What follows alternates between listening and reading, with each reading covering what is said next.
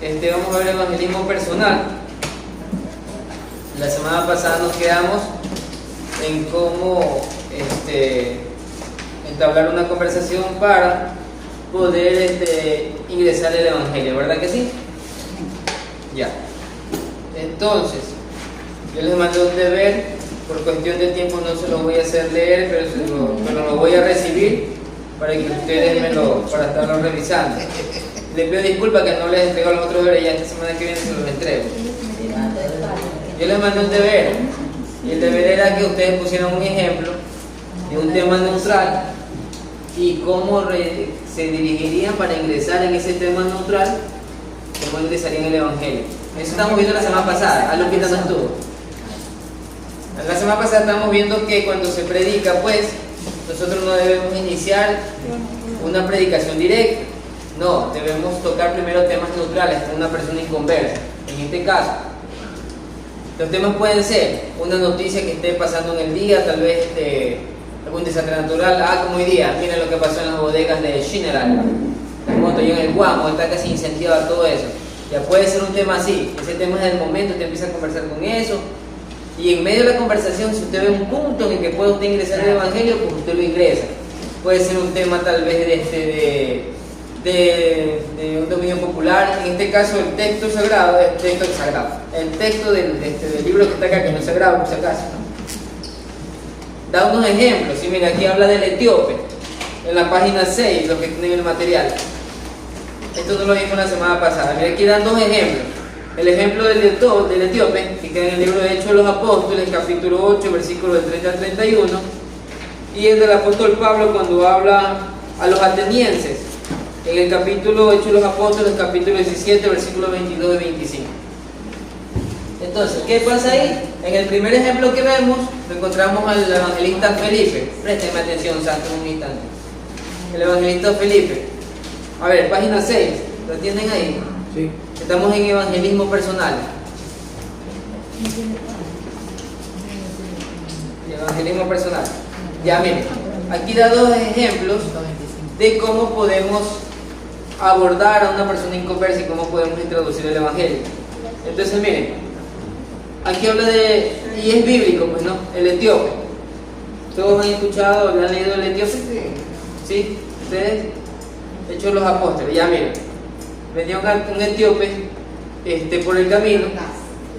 Felipe es enviado con este hombre y dice que este hombre leía el libro de Isaías, pero él no lo entendía. Ahora Felipe no se le acerca hablándole directamente de Cristo, sino que le hace la pregunta: ¿usted entiende de lo que está leyendo? Y este hombre llamado el etíope, pues, le dice que no entendía y que no había quien le explicara. Lo estoy diciendo en mis propias palabras para que usted lo entienda. Después puede leerlo en casa, en Hechos de los Apóstoles, capítulo 8, ahí léalo en casa. Entonces, ¿qué pasa ahí? Que desde ese punto, pues él empieza a explicar lo que estaba leyendo. Casualmente leía un texto que hablaba del Mesías. Y de ahí, desde ese punto, cuando él empieza a explicar, le predicó del Evangelio de Jesucristo y le habló de Cristo, pero desde la perspectiva que tenía este hombre llamado el etíope. Ahora, el otro ejemplo que habla del apóstol Pablo estaba cruzando, dice que él se para en el Areópago. El Areópago era como, se podría decir en la época actual, como una especie de un escenario que se tenía en la antigüedad, ¿ya? Ahí la gente iba a hablar, a predicar, a compartir cosas. Y dice que él se para en medio del Areópago. Y le dice un tema que es de dominio público para aquellas personas. Y miren lo que le dice, Pablo se puso en medio del Areópago y tomó la palabra. Ciudadanos atenienses, le dice, observo que ustedes son sumamente religiosos, porque eran religiosos, en todo lo que hacen. Al pasar y fijarme, porque él ya había estudiado la ciudad, en sus lugares sagrados, encontré incluso un altar con esta inscripción: a un Dios desconocido. Pues bien, dice, mire, él empieza con citándolo desde el punto de vista de materia. Él empieza no hablando ¿usted ve que habla de Cristo ahí? No, nunca habló de Cristo, ¿verdad? Él lo que hizo fue hablar de una noticia o algo que ellos dominaban, porque los atenienses eran unas personas que eran muy religiosas, tenían templos de diferentes tipos de dioses. Ahora, cuando hablo de religiosa, significa que acuérdense lo que vimos la semana pasada, que el ser humano, eso lo vimos en teología, el ser humano dentro de sí siempre ha buscado un ser superior adorable, que lo busca mal, porque se acuerdan que en las épocas primitivas, en este caso, los incas, las tribus pues alejadas de la humanidad, siempre buscaron algo superior. En este caso adoraban el sol, la luna, las estrellas, que las montañas, ¿qué más? Júpiter, adoraban aquí mismo nuestros indígenas la Pachamama, ¿sí o no? Entonces siempre el ser humano dentro de sí ha buscado adorar a alguien, pero lo ha buscado mal, porque en realidad intentamos buscar a Dios, pero lo buscan mal. Entonces, estos hombres así también trataban de buscar a un ser superior, y en este caso ellos creían en todo ese poco de dioses, pues no, Afrodita, que Zeus, que tantos dioses. Ya, entonces, ese era, se podría decir, la noticia o lo que dominaba la vida de estos hombres. Eran religiosos y tenían muchos lugares de dioses o altares o templos de diferentes tipos de dioses. Ya, porque todos estos pueblos pues eran pueblos que tenían varios dioses. Ya, y desde esa especie de noticia, puede ser, no noticia, sino es se podría decir que es algo que está en conocimiento de todo el pueblo, porque todos adoran diferentes tipos de dioses. Entonces de ahí él se toma para poder ingresar al Evangelio. Por eso es que ahí viene la parte cuando dice, pues bien, dice, eso que ustedes adoran como algo desconocido, porque tenían un templo donde decía al Dios desconocido. Esto está en Hechos de los Apóstoles capítulo 17, léalo en tu casa. Es lo que yo les anuncio. Mira, ahí, con esa noticia, esa noticia de dominio público, pues ahí ingresa el Evangelio. Y él dice, el Dios que hizo el mundo y todo lo que hay, página 6, y todo lo que hay en él, es el Señor del cielo y de la tierra, no vive en templos construidos por hombres, ni se deja servir por manos humanas como si necesitara de algo. Por el contrario, Él es quien da a todos la vida, el aliento y todas las cosas. Entonces, mira, desde un punto de vista, entonces, ahí vemos los ejemplos. Una noticia de dominio público, una información que todos la conocían, él la toma primero para no ingresar al Evangelio directo, y de ahí empieza a ingresar al Evangelio. ¿Listo? ¿Estamos bien hasta ahí? ¿Me explico? Entonces ese era el deber, que ustedes supongan que iban a abordar a una persona y que directamente no se lleva a predicar el Evangelio, sino que usted coja una noticia y que en medio de la noticia, en un punto de ella, ustedes vean cómo ingresar al Evangelio. Y ese era el deber que ustedes me tienen que traer en breves palabras. En este caso, a ver, una noticia actual, bueno, de la motonotana. De las guerras. La violencia. Que hay guerras en el país.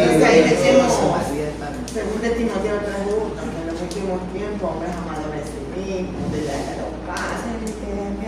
Eso puede ser también es que miren, ya vamos a ver unos cuantos temas de eso.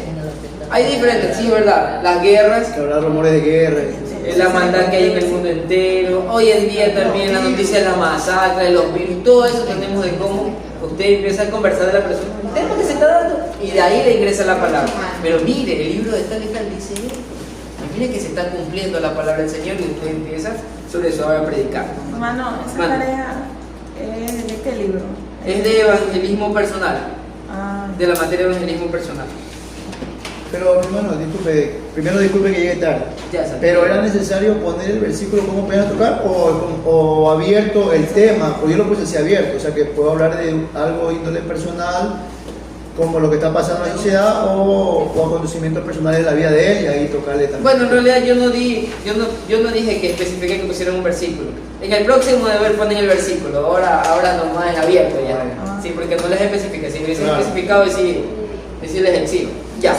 Entonces miren, segundo punto, ya, entonces vimos cómo abordar a una persona, no predicando directamente el Evangelio, sino que primero usted utiliza una noticia, algo de dominio público, la vida de una persona. Viene alguien a contarle, hermana Angelita, dice, mi esposo me golpea, ¿qué puedo hacer? Dale, Déjalo, dice ese predicador.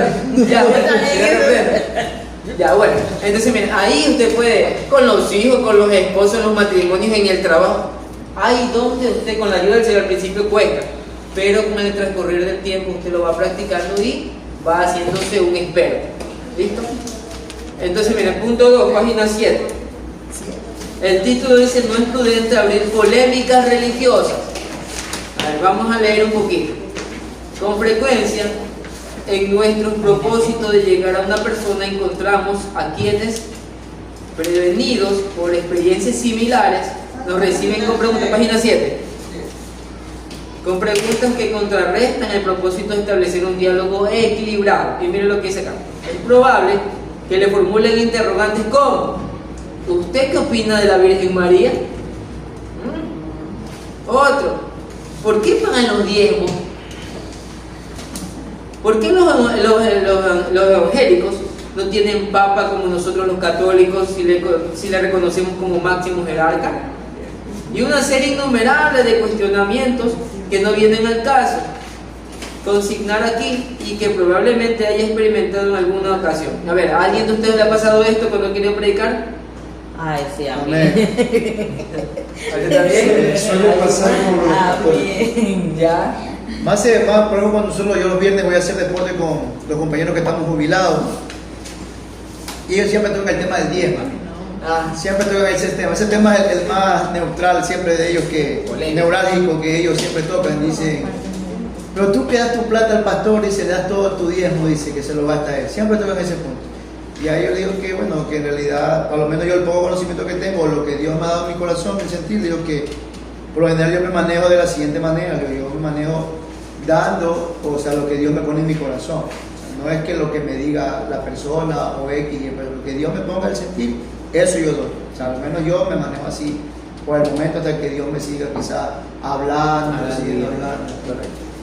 Ya, bueno, el tema del diezmo, otro tiempo lo tocaré porque no tengo mucho tiempo, pero es muy importante. Yo les voy a hacer solo les voy a decir 3 cosas nomás. Punto 1: todo trabajo que tengamos nosotros no fue por nuestra capacidad que tenemos, sino fue porque Dios lo permitió. Simplemente eso, Dios nos los dio. Segundo punto: tenemos fuerza para trabajar. Todos estamos con salud, ¿sí o no? Pero ¿qué pasa si Dios se alejara un instante de nosotros y no tenemos salud para trabajar? No vamos a poder trabajar y perdemos el trabajo. Y tercer punto, pues Dios nos bendice en el sentido de que guarda nuestra familia, nos guarda todo el tiempo y hace que el dinero alcance. Entonces, ¿cómo desde ese punto de vista, si Dios hace tanto por nosotros y nos pide cierta cantidad de dinero, porque si lo dice en el Antiguo Testamento, claro que hoy en la actualidad usted verá que hay mucho, y yo he estudiado, yo he estudiado varios temas de eso del diezmo. No es que yo soy pastor, ni porque mi suegro es el pastor, y lo digo francamente, mi suegro, el líder de esta iglesia es mi suegro, y con esto no quiero decir que yo también quiero ser pastor, no quiero ser pastor. Si alguien quiere ser pastor, gloria a Dios, pero personalmente yo no lo cojo. Si Dios me dice sea pastor, lo hago por amor a Dios, pero si a mí me dan a escoger en ser pastor, no sería pastor, porque créanme que yo sí he visto lo que sufre un pastor. La gente ve la parte buena, ve la mejor prensa en el plato, a veces cuando le sirven a los pastores, creen que todo es así, pero no se dan cuenta de lo que se sufre por un pastor, es durísimo. Y no es que soy cobarde, pero yo no quiero eso. Que tampoco no quiere decir que el ser pastor es muy bajo, no, es de alta estima, sí, pero yo no pido ser pastor porque yo sé lo que implica. Si Dios me manda o alguno de ustedes nos manda, pues por obediencia lo hacemos, por amor a Él y por amor al alma. Pero la Biblia, hoy en día, la gente, hay predicadores, te encuentras predicadores donde sea, y dicen que el diezmo ya no existe y cosas por el estilo. Pero personalmente, respetando todo el criterio de ustedes, yo digo que sí existe el diezmo, sí es importante. Y que aunque no nos manda al infierno, pero en esta tierra nos hace vivir de una forma dura a veces, en ese sentido. Créanme que yo no gano grandezas ni cosas por el estilo, y a veces me falta a mí, siento que se me ha faltado 100, pero no sé de dónde. Yo siempre suelo decir, a veces me toca pagar, mis deudas a veces ascienden a los 500 y algo, así es, suave, ¿no? Mi sueldo es 500 y algo también. Y a veces tengo que pagar, en el mes tengo que pagar unos 300, diga así. Y a mí me falta como 200. No sé de dónde Dios me bendice, pero yo sé que al final del mes terminé pagando. Y yo me pregunto, digo, ¿y de dónde saqué para pagar? No sé, pero de muchito en muchito Dios me bendijo y nunca me faltó. Sí, entonces, yo respetando todo criterio de ustedes, pero personalmente yo sí defiendo el diezmo bastante. te lo defiendo. Entonces, y después quiero entrar bastante con ustedes, en algún instante quiero dejar un espacio para tocar ese tema, porque es bien profundo ese tema.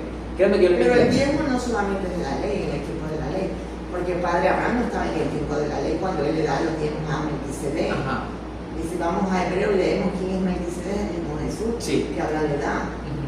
Y en el Nuevo Testamento, lo que pasa es que la polémica es porque en el Nuevo Testamento ya no se habla de diezmo, simplemente eso. Hasta el libro de Zacarías se habló de diezmo, de Malaquías, pero en el Nuevo Testamento no. Pero sí hay versículos que sustentan en el sentido de cuando el apóstol Pablo dice, parece que en el libro de Gálatas, cuando dicen que aquellos que trabajan para la obra, para el altar, que coman del altar también, que el obrero es digno de su salario. Pero yo, eso en realidad debe hacerse, dice el apóstol Pablo, pero yo no lo hago porque no quiero que me quiten mi gloria, dice él, porque desde que de la antigüedad eso se toca, es que ese tema es polemiquísimo. Pero bueno, ya, entonces miren, termino con este tema porque no quiero tocar, porque es un tema profundo, eso lleva bastante tiempo y cosas por el estilo. Entonces miren, no es prudente abrir polémicas, usted se va a encontrar con muchas personas de este índole. Este material nos manda que usted y yo no caigamos en estos asuntos, porque mire, como cristianos usted y yo debemos aprender que no debemos debatir. Está bien conversar y cosas por el estilo, pero ya debatir, llega un momento en que usted lucha por su punto de vista, la otra persona conversa también, y van a pelear, porque se saltan a veces dicen por ahí alguien, mi profesor antiguo decía, se caldean los ánimos, así decía él. Entonces miren, lo que hay que hacer es que nosotros debemos ser muy sabios, y aquí dice el texto que debemos tratar mira, aquí dice, frente a una situación así, lo más aconsejable es no entrar en el terreno de la polémica, que no conduce a ningún lado, por el contrario puede desencadenar enfrentamientos que no aportan nada a la evangelización. Con mucho tacto, elude esas preguntas, hay que eludirlas. O bueno, hay que decirles, no estamos para contender. Yo tenía un vecino, que ya no vivo allá, pero ahora, él es bien católico. Y un día, él estaba siempre para contender. Y siempre le decía Dios le bendiga, le decía cómo está. Y un día me dijo, me preguntó, no me acuerdo de qué. Si creía en la madre de Jesucristo. Claro, le digo, yo creo, porque es la madre, la Virgen María es la madre de Jesucristo. Sí. Pero solo creo en que es la madre de Cristo, pero todos necesitamos salvación, porque la Biblia dice que por un solo hombre, o hay un solo nombre bajo la tierra de los hombres en que podemos tener salvación. Simplemente, cuando le dije eso, pues ahí comenzó, no, es que ustedes los cristianos, que no sé qué, que no sé cuánto. Bueno, vecino, yo en realidad creo en ella, pero no creo como mi salvadora o intercesora, porque ella es la querida madre del Señor Jesucristo, respetándola, pues no. Entonces yo no entré en polémica, respeto el criterio de él, y creo que lo que yo puedo hacer es orar para que el Señor algún día toque su corazón. Porque la gente sí, hay unos que ya están, yo soy católico, apostólico y romano, y a mí nadie lo va a cambiar y se acabó. Y ella el único que puede cambiar es Dios. Entonces, no entremos en polémicas si nos encontramos con otra persona. Si acaso hay alguien que le pregunta, si ¿usted qué opina de la Virgen María? Usted contacto, vaya a la Biblia. Oiga, y me acordé ahorita. Yo tenía una antigua jefa, espero algún día volverla a ver, y se llamaba la doctora, se me fue el nombre. No me acuerdo cómo se llamaba, ya no me acuerdo. Bueno, y aquella querida doctora, pues ella sabía que era cristiana. Un día me dijo, Marquito, me decía, siéntate aquí, dice, ¿qué opinas tú de esto? Me dice. De la Virgen, me preguntó de la Virgen María, me preguntó del Papa, y créanme que yo le con Biblia, a ver, tiene su Biblia, vamos con la Biblia, miren lo que dice aquí la Biblia. Esto dice la Biblia del Papa, esto dice la Biblia de la Virgen María. Aquí dice, yo le enseñé con versículo y capítulo que la salvación y quien era el intercesor era Cristo, no la Virgen. La Virgen sí era su madre, pero el intercesor es Cristo. Lo único que tenemos salvación es por medio de Cristo. Le enseñé por qué no tenemos un solo líder, porque en realidad Dios abrió el velo y permitió que todos entráramos a la presencia del Señor, no solo un ser humano. Me preguntó del purgatorio, de las confesiones, todo eso, y yo le expliqué Biblia. Yo sentía que ya estaba convencida, ya estaba cuando me dice que es tu Biblia católica, pues me saca la última hoja. Y me dice, pero mire lo que dice aquí la Biblia, dice. ¿Y ahí qué decía? Pues la Biblia de los católicos, pues dice que aquí, que ninguna persona, sino el Papa, es el único que puede interpretar la Biblia. Así dice la Biblia católica. Tenemos otros libros. Sí, no, sí, claro, tienen los libros apócrifos, pero esa Biblia al final de su hoja dice eso. Entonces con eso, ahí se me cerró. Yo pensé, no, pero mira, aquí dice que el único que puede interpretar la Biblia es el Papa. Y con eso se me cerró y se acabó. Entonces yo le dije, no. Yo le toqué otro versículo, pero ahí se me cerró ella. Pero ya estaba convencida, pues ya no tenía argumentos de cómo, por qué.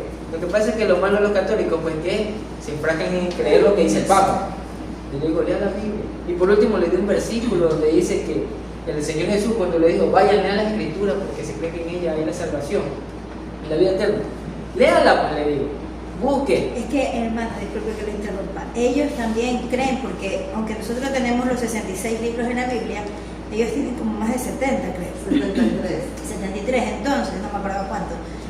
Ellos, igual para nosotros, como decimos, la palabra de Dios es para nosotros todo. Ellos también, como tienen otros libros que son para nosotros, no son apócrifos, entonces ellos igual creen en su Biblia.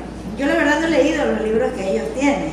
Entonces ellos también, hay un debate de ellos, porque ella también dice, es mi Biblia, yo creo en lo que dice mi Biblia.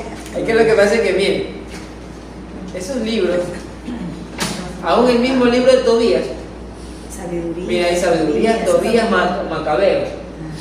Macabeo, Judí, pero me parece que es el de Tobías. Él mismo escribe y dice que ese libro no es inspirado por Dios, sino que es escritura de él. Hay uno de los libros de ellos que dice eso. Sí, son puras historias, ¿no? Por eso que no están dentro de nuestro canon bíblico, por eso. Pero sí, pero ya, pues creen en su Biblia, pero que crean en todo lo que dice, porque la Biblia también dice que, mire, la Biblia, la vieja hablaba que es católica. Dice que aquellos que llevan imágenes y creen en ellas son, con el respeto que se merecen ustedes, los oyentes son estúpidos. Así dice la Biblia que habla hoy. La Biblia dijo habla bien católica. Dijo habla bien católica, sí. Pero es buena en lectura. Léala, es muy, el lenguaje es muy así como que, o rudo de una, así cansado. Léala. Yo cuando me preparo, me gusta predicar, y ahí busco mensaje, leo el mensaje para poder entender. Y ella habla también del borracho, del diamante y todo. Pero Sí, ni aún así, es cruda. Y vamos a decir, ¿por qué no la leen? Igual no toman atención. Igual baila, Ajá. igual. Ya miren, y termino con esto. ¿Cómo dirigirse a una persona? El abordar a alguien viene acompañado de actitudes que son fundamentales para dar solidez al diálogo. En primera instancia es necesario mirar a los ojos, para que lo crean, ¿cierto? Cuando usted le está mintiendo, que la gente le agacha la mirada. A ver, mírame los ojos si es verdad. O le desvía la mirada. Entonces miren, cuando usted y yo vayamos a predicar, pues, usted lo mira directamente a la persona, porque se ve feo que usted le está hablando a alguien y usted que mira por acá, y está que le habla. Ya, primer punto, tienes que mirar a los ojos. Segundo punto dice, no existe nada más chocante que alguien que habla sin siquiera dirigirse al interlocutor. Alguien está hablando y no lo mira, pues se siente mal, pues no le está prestando atención. A veces mi esposo me hace eso, me da coraje. Dice, porque está que me habla algo y yo estoy en algo, pero es que a veces estoy ocupado. Bueno, igualmente, observe serenidad y postura. Usted tiene que estar tranquilo, sereno, con postura. Así el interlocutor quiere llevar la conversación al terreno del debate. ¿Qué significa esto? Si usted va a predicarle y esa persona quiere debatir con usted con tranquilidad, no se exalte, por más que hable cosas del Evangelio, no se preocupe, porque el que pelea por usted es el Señor, y el que transforma las vidas es Dios. Y recuerde que es una persona que no conoce de Cristo. Nosotros éramos iguales cuando no teníamos Cristo en nuestro corazón. Hasta le cerrábamos la puerta a los hermanitos cuando iban a la casa. Nos hacíamos negar. Ya, entonces con tranquilidad. Tercer punto, aunque suene cómico, hay quienes en el proceso de evangelizar terminaron enzarzados en tremendas discusiones, se pusieron a pelear. Maneje la situación si considera que está incursionando en una polémica, con prudencia evada el asunto. Para terminar este asunto inicial, no olvide jamás que es necesario evidenciar seguridad, no solo en lo que creemos, sino también en lo que decimos. ¿Qué significa esto? Que usted lo que va a predicarle, usted tiene que creerlo.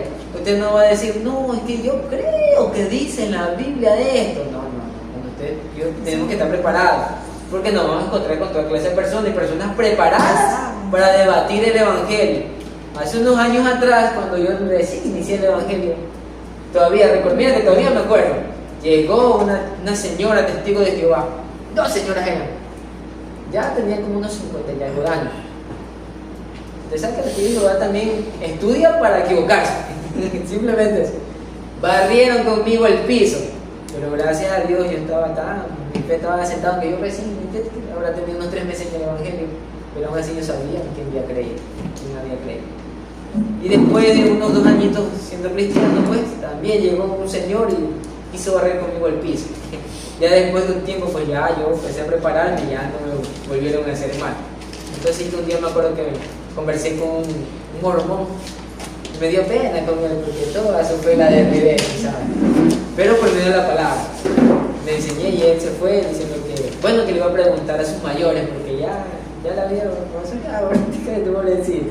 Pero bueno, así santo. Entonces, miren, hay que tener convicción en lo que se predica.